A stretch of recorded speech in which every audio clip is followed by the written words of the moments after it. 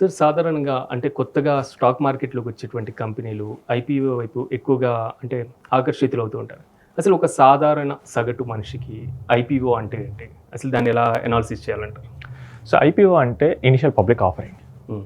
అంటే స్టాక్ మార్కెట్లో ఒక కంపెనీ జనాల దగ్గర నుంచి రిటైల్ పబ్లిక్ నుంచి లేదా కామన్ పబ్లిక్ నుంచి మనీ తీసుకోవడానికి ఐపీఓ ద్వారా వస్తూ ఉంటాయి. హ్మ్.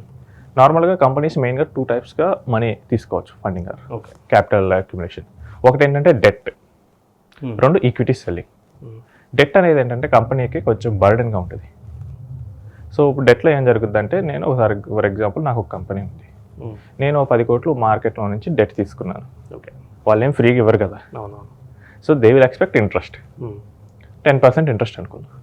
10 crores నేను every year 1 year interest pay చేస్తూ వెళ్ళాలి. హ్మ్. అండ్ ప్రిన్సిపల్ కూడా నేను అనుకున్న టెన్యూర్ ప్రకారం 5 years అయితే 5 years, 10 years అయితే 10 years నేను రీపే చేయాలి. ఓకే. సో కంపెనీ లాభాల్లో ఉంటే ఇట్స్ ఓకే. హ్మ్. బట్ లాభాల్లో లేకుండా కొంచెం టూ మచ్ నష్టాల్లో ఉన్నా హ్మ్. లేదా అన్సర్టనిటీ ఈవెంట్స్ ఉన్నా కానీ డెట్ అనేది బర్డెన్ అవుతుంది. నెక్స్ట్ ఆ కంపెనీ న్యూ ఇయర్స్ ప్రోడక్ట్స్ తయారు చేసేది అనుకుందాం. హ్మ్. అలాంటి టైంలో దేని చూసి డెట్ ఇస్తారు? హ్మ్. బ్యాంక్స్ అయితే ఎందుకు ఇస్తాయి? మీ దగ్గర ఏముంది మిషన్? బ్యాంక్స్ జనరల్గా మిషనరీ లాంటివి ఉంటేనే ఇస్తాయి. హ్మ్. అవి ఏదైనా సర్వీస్ ఓరియంటెడ్ అనుకోండి, బ్యాంక్స్ జనరల్గా ఇవ్వవు. సో డెట్ అనేది కాస్ట్లీగా ఉంటుంది కాబట్టి హ్మ్. నెక్స్ట్ ఆల్టర్నేటివ్ ఏంటి? ఈక్విటీస్. ఇక్కడ ఈక్విటీస్లో ఏంటంటే ఈక్విటీస్ సెల్ చేసి క్యాపిటల్ రైజ్ చేయొచ్చు. హ్మ్. ఇప్పుడు ఏమవుతుంది, ఈక్విటీస్ సెల్ చేసినప్పుడు ఇన్వెస్టర్కి మళ్ళీ తిరిగి మనం ఆ మనీ పే చేయాల్సిన అవసరం లేదు. వాళ్ళు ఎందుకు కొన్నారు? ఈక్విటీ బయర్స్ ఏంటంటే ఈ కంపెనీ బాగా పెరిగింది, ఫ్యూచర్లో బాగా పెరిగినప్పుడు నాకు నా షేర్ వాల్యూ పెరుగుద్ది. సో నా షేర్ వాల్యూ పెరిగితే కనుక నాకు ప్రాఫిట్స్ వస్తాయి. ఈ ఎక్స్పెక్టేషన్తో కొంటారు. అవును. సో 2007లో ఫ్లిప్కార్ట్ హ్మ్. స్టార్ట్ చేశారు. హ్మ్. వాళ్ళు ఒక 10 lakhs ఏంజల్ ఇన్వెస్టర్కి ఇచ్చారు కొంత షేర్. ఈ ఏంజల్ ఇన్వెస్టర్ ఏమనుకుంటారంటే ఈ కంపెనీ బాగా పెరిగితే నా షేర్ పెరగచ్చు. అవును. సో అందుకే ఆ థాట్ ప్రాసెస్తో ఆయన 10 lakhs ఇచ్చాడు. ఫ్లిప్కార్ట్ జర్నీ 10 నుంచి 2020 వరకు చూశారు కదా అవును. ఎంత బాగా పెరిగింది. నేను Walmart acquired, he got hundreds of crores. So equities ఇది ఉంటుంది. హ్మ్. క్లిక్ అయితే చాలా బాగా క్లిక్ అవుతాయి. ఒకవేళ క్లిక్ అవ్వలేదు అనుకోండి, సత్యం కంప్యూటర్స్ సో 2000 నుంచి ఆల్మోస్ట్ 2 rupees పడిపోయిందంట. 2 రూపీస్. యా 2008 ఆ టైంలో అదే షేర్ వాల్యూ పేపర్ అనేది ఉండే తప్ప అంత దారుణంగా. యా హ్మ్. పోతే అలానే పోతాయండి. Hmm. ఈవెన్ రిలయన్స్ క్యాపిటల్, హ్మ్. సో అది కూడా అలానే జరిగింది. సో పర్ఫామ్ చేయకపోతే అంతే లాస్ ఉంటుంది, హ్మ్. పర్ఫామ్ చేస్తే కనుక ప్రాఫిట్స్ బాగా వస్తాయి. ఓకే. అండ్ ఈ ఈక్విటీ హోల్డర్స్కి ఏంటంటే కంపెనీ మీద లాస్ట్ రైట్స్ ఉంటాయి. హ్మ్. కంపెనీ ఏదైనా ప్రాబ్లం వచ్చి క్లోజ్ చేయాలనుకున్నాం, దాన్ని లిక్విడేట్ చేసినప్పుడు ఫస్ట్ రైట్స్ అంతా ఎవరైతే అప్పు ఉన్నారో హ్మ్. ఈ కంపెనీ ఎవరి దగ్గర అయితే అప్పు తీసుకుందో వాళ్ళకి ఫస్ట్ ప్రయారిటీ ఇస్తారు. హ్మ్. ఈ తర్వాత మిగిలిన అసెట్స్ మీద ఈక్విటీ హోల్డర్స్కి రైట్ ఉంటుంది. సో ఇప్పుడు ఈజియెస్ట్ ఏంటంటే క్యాపిటల్ తీసుకోవడానికి ఈక్విటీ. సో జనరల్ పబ్లిక్ నుంచి తీసుకోవాలి. సో జనరల్ పబ్లిక్ నుంచి తీసుకోవాలంటే కనుక దే కెనాట్ ఆఫర్ నార్మల్గా వచ్చి రండి తీసుకోండి మా దగ్గర షేర్స్ అని చెప్పలేరు. అవును. It has to be in a formal route. Hmm. SEBI rules ఉన్నాయి దానికి. వాళ్ళు ఏం చేయాలంటే స్టాక్ మార్కెట్లో లిస్ట్ చేయాలి షేర్స్. Hmm. సో దట్ దానికి ఫస్ట్ ఒక ఫార్మాలిటీస్ అన్ని కంప్లీట్ చేసుకొని ఐపీఓకి వస్తుంది. అప్పుడు ఏం చేస్తారంటే కంపెనీ కొంత షేర్స్ ఉంటాయి, హ్మ్. ప్రమోటర్స్ దగ్గర షేర్స్ని హ్మ్. పబ్లిక్ అమ్ముతారు. పబ్లిక్ దాన్ని కొనుక్కోవచ్చు. కొనుక్కున్న తర్వాత షేర్ మార్కెట్లో లిస్ట్ అవుతాయి. లిస్ట్ అయిన తర్వాత వాళ్ళు నార్మల్గా ఎవరికైనా అమ్ముకోవచ్చు. తర్వాత లిక్విడిటీ ఉంటుంది కాబట్టి.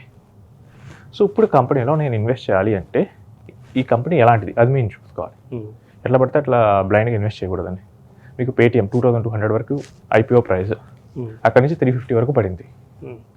80% ఆఫ్ ద వెల్త్ పోయింది. తర్వాత మళ్ళీ రికవర్ అవుతూ ఇప్పుడు 1390 అలా ఉంది. హ్మ్. సో ఈవెన్ ఇప్పటికి కూడా ఐపీఓ ప్రైస్ రాలేదు. అవును. సో ఈ రిస్క్ ఉంది. ఈవెన్ ఎందుకంటే ఎల్ఐసి అండి హ్మ్. 945 అలా లిస్ట్ అయింది. ఇప్పుడు చూస్తే కనుక ఈ 4 yearsలో it even only 6% year on year return. Okay. So LIC life insurance సెగ్మెంట్లో it is the biggest company. అవును. మార్కెట్ షేర్ మోర్ దెన్ 50% ఉంటుంది, హ్మ్. బట్ షేర్ పెరగలేదు. సో మనం ఒక కంపెనీని ఐపీఓలో పెట్టాలంటే దాని ఫండమెంటల్స్ బాగా అనలైజ్ చేసుకోవాలి. హ్మ్. ఉదాహరణకు ఎన్ఎస్సి అనే కంపెనీ ఐపీఓకి వస్తుంది. హ్మ్. ఇప్పుడు ఈ కంపెనీని ఎలా అనలైజ్ చేయాలంటే what does this company does. So ఈ కంపెనీ అసలు మెయిన్గా ఏం చేస్తుంది, దానికి కాంపిటీటర్స్ ఎవరు, హ్మ్. అండ్ ఒకవేళ గవర్నమెంట్ ఏమైనా దీని మీద ఈ ఇండస్ట్రీ మీద ఏమైనా చేంజెస్ తీసుకొస్తే నాకు ప్రాఫిటబిలిటీ ఎలా ఉంటుంది, హ్మ్. ఇవన్నీ చూసుకోవాలి. ఎన్ఎస్సి ఏం చేస్తుంది, మనకి మార్కెట్ ప్లేస్ లాంటిది, షేర్స్ బై చేయొచ్చు, సెల్ చేయొచ్చు. హ్మ్. సో అంటే ఒక మార్కెట్ యార్డ్ లాంటిది, అందులో కూరగాయలు కొనొచ్చు, అమ్మొచ్చు, ఎన్ని జరుగుతాయి. సో జరిగే ప్రతి ట్రాన్సాక్షన్ మీద ఎన్ఎస్సికి ఫీజు వస్తుంది. అంటే ఇది ఈ ఐపీఓకి సంబంధించి అంటే ఒక ఇన్వెస్టర్ పెట్టాలి అంటే గరిష్టంగా ఎంతవరకు పెడితే బెస్ట్ అంటారు? సో ఐపీఓలో జనరల్గా మీకు లాట్ సైజ్గా ఉంటుంది. ఓకే. ఒక లాట్ మ్యాక్సిమం 15,000 ఉండొచ్చు. 15. ఓకే. సో మీరు మల్టిపుల్ ఆఫ్ లాట్స్లో మీరు ఇన్వెస్ట్ చేయాల్సి వస్తుంది. అండ్ ఇంకోటి ఏంటంటే డిమాండ్ బాగా ఉన్న కంపెనీస్కి మీకు లాటరీ తీస్తారు. నార్మల్గా రిటైల్కి ఒక 100 బిట్స్ అలౌడ్ ఉన్నాయి. ఓకే. 1000 వచ్చాయి. అప్పుడు ఏం చేస్తారు, లాటరీ తీస్తారు. లాటరీ తీసేటప్పుడు వాళ్ళ మెయిన్ ప్రిన్సిపల్ ఏంటంటే ఒక ఇన్వెస్టర్కి అదే అట్లీస్ట్ 1 ప్యాన్కైనా కానీ అలాట్ అయ్యేటట్లు చూద్దాం. ఒకవేళ మల్టిపుల్ బిడ్స్ చేసినా కానీ ఒక బిడ్ అయినా ఒక ఇన్వెస్టర్కి వచ్చేటట్టు చూద్దాం. ఓకే. అప్పుడు ఏం చేస్తారంటే మీ ప్యాన్ మీరు 10 బిడ్లు అయినా వేయండి, మేము ఒక బిడ్ కింద కన్సిడర్ చేస్తాం. సో చాలా మంది తెలియక ఏం చేస్తారంటే ఐపీఓలో 2 లక్షలు 3 లక్షలు నేను పెట్టేశానని చెప్పి చెప్తూ ఉంటారు. ఒకవేళ అది కనుక ఓవర్ సబ్స్క్రైబ్ అయింది అంటే కనుక మీరు ఎన్ని పెట్టినా కానీ ఒక బిడ్ కింద కన్సిడర్ చేస్తారు. Okay. Instead of that me family members మీద బిడ్స్ వేయండి. సో అప్పుడు ఏంటంటే మల్టిపుల్ ప్యాన్స్ అవుతాయి, అలాట్మెంట్ ఛాన్సెస్ ఎక్కువ ఉంటాయి. అలా కాకుండా మీ పేరు మీద మీరు చేస్తూ ఉంటే రాదు. లేదు 2 lakhs అబోవ్ ఇన్వెస్ట్ చేస్తే కనుక మీరు హెచ్ఎన్ఐ కేటగిరీకి వస్తారు. సో అక్కడ కూడా మనకి హెచ్ఎన్ఐ కేటగిరీలో సపరేట్గా ఉంటాయి. 15,000 to 1 lakh, 2 lakhs ఏమో మనకి రిటైల్ కేటగిరీ ఉంటుంది. అబౌవ్ 2 lakhs హెచ్ఎన్ఐ కేటగిరీ ఉంటుంది. ఓకే. అలానే చేసుకోవచ్చు. లేదా కొంచెం ఇంకా హెవీ క్యాపిటల్ ఉంది, లైక్ 1 crore 2 crores ఉంది, we can go for private equity funds. వాళ్ళు ఏం చేస్తారంటే private equity who are intending to invest in ఐపీఓకి వచ్చే కంపెనీస్లో ఇన్వెస్ట్ చేయాలన్న వాటిలో మనం పెట్టినా కానీ మనకి సరిపోతుంది. అంటే కొంతమంది జిఎంపీని చూసి అప్లై చేయొచ్చు, లేకపోతే మినిమం ఫండమెంటల్స్ కొన్ని గమనించాలి అని అంటుంటారు. అంటే బేసిక్ ఏది చూస్తే మనం సెక్యూర్గా ఉండేటువంటి అవకాశం ఉండొచ్చు? ఫండమెంటల్సే అండి. Okay. So the simple question, stock price ఎందుకు పెరుగుద్ది? ఆ కంపెనీ ఇయర్ లాభాలు ఇస్తేనే పెరుగుద్ది. అది ఎందులో తెలుస్తుంది మనకి? It's on fundamentals. ఫండమెంటల్ సరిగ్గా లేనప్పుడు మీరు ఎంత గ్రే మార్కెట్ ప్రీమియం తెప్పించినా కానీ అది ఎవాపరేట్ అయిపోతూ ఉంటుంది. నేను చెప్పిన రీజన్ అదే, పేటిఎం. అవును. సో ఇప్పుడు గ్రే మార్కెట్ అంటే ఏముంది, అంతకుముందు ఈ ఎంప్లాయీస్ దగ్గర అదర్ ప్రైవేట్ షేర్ దగ్గర షేర్స్ ఉన్నాయి, ట్రేడ్ అవుతూ ఉంటాయి. దానికి ఎంత ప్రీమియం చేశారని చెప్పి ఇచ్చారనేది గ్రే మార్కెట్ ప్రీమియం. దానికి కావాలంటే మ్యానిపులేట్ చేయొచ్చు. ఒకవేళ స్టాక్స్ కనుక తక్కువ మంది దగ్గరే ఉన్నాయి అనుకోండి, దాన్ని నేను ఎక్కువ కొంటా అని చెప్పి ఎవరైనా అడిగారు అనుకోండి, గ్రే మార్కెట్ ప్రీమియం పెరుగుద్ది. బట్ దాన్ని చూసి మనం బ్లైండ్గా వెళ్ళకూడదు. సో అలా బ్లైండ్గా వెళ్తే కనుక బ్లాక్ అయ్యే ఛాన్సెస్ ఉన్నాయి. Always look on companies fundamentals. ఇప్పుడు మీరు ఒక ల్యాండ్ కొంటున్నారు, లిటిగేషన్ ల్యాండ్ అది. ఓకే. దానికి బయ్యర్స్ ఉన్నారని చెప్పి బ్రోకర్ చెప్తున్నాడు. ఓ బయ్యర్స్ ఎక్కువ ఉన్నారు కదా అని చెప్పి మీరు వెళ్తారా? ఆ ల్యాండ్ యొక్క డాక్యుమెంట్స్ చూస్తారు కదా, చూసి మొత్తం వెరిఫై చేసుకునే అంతా పర్ఫెక్ట్గా ఉంటాయని దిగుతారు కదా. ఇక్కడ కూడా అంతే, companies fundamentals. So companies earnings ఇవే మనకి లాంగ్ టర్మ్లో మనకి రెవెన్యూని అండ్ స్టాక్ ప్రైజ్ని డ్రైవ్ చేస్తాయి. ఫండమెంటల్స్ బాగున్నప్పుడు ఎంత పెద్ద కంపెనీ అయినా అవ్వండి, పెద్ద రిటర్న్ ఇవ్వదు. సో నేను చెప్పింది ఉదాహరణ అది సర్చింగ్ కంప్యూటర్స్. ఫండమెంటల్స్ సరిగ్గా లేవు, అప్పుడు షేర్ ప్రైస్ పడిపోయింది. సో ఫండమెంటల్స్ మీద మెయిన్ ఫోకస్. సో ఫండమెంటల్స్ అదే what is the company's revenue sources, who are its main competitors, and taxation ఎలా ఉంటుంది, ఆ ఇండస్ట్రీలో కొత్త ప్లేయర్స్ వస్తే ఏమవుతుంది, సో దాని బ్యాలెన్స్ షీట్స్ ఎలా పెరుగుతున్నాయి, what is this companies USP. So ఆ బిజినెస్ నాది అనుకుంటే మొత్తం అర్థమైంది. సో దీనికి వీళ్ళు కాంపిటేటర్, దీనికి వీళ్ళు కాంపిటేటర్, ఇంకా ఎవరైనా కొత్తగా వస్తే నాకు ప్రాబ్లం అవుద్ది. అసలు ఏదో కొత్తగా రాకుండా కూడా కొన్ని సెక్టార్స్ ఉండొచ్చు. ఏవియేషన్ సెక్టార్, అవి డ్యూపోలి ఉంటుంది మెయిన్గా. ఇండిగో ఒకటే తీసుకుంటే 60% పైన షేర్ ఉంటుంది. సో అక్కడ కొత్తగా ఇంకొకటి రావాలన్నా అంత ఈజీ కాదు. నెక్స్ట్ మనకి స్టాక్ ఎక్స్చేంజెస్లో కూడా ఎన్ఎస్సి బిఎస్సి మెయిన్ అవే ఉంటాయి.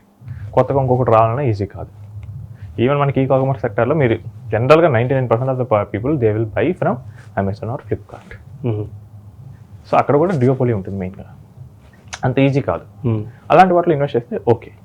అలా కాకుండా ఏదైనా చిన్నగా ఈజీగా ఉండే ప్లేస్ మార్కెట్స్ ఉన్నాయి, బిజినెసెస్ ఉన్నాయి, అందులో ఇన్వెస్ట్ చేస్తే కొంచెం రిస్క్ ఎక్కువ ఉంటుంది. సో మన ఫండమెంటల్స్ బాగా అనలైజ్ చేసి ఐపీఓలో ఇన్వెస్ట్ చేయాలి.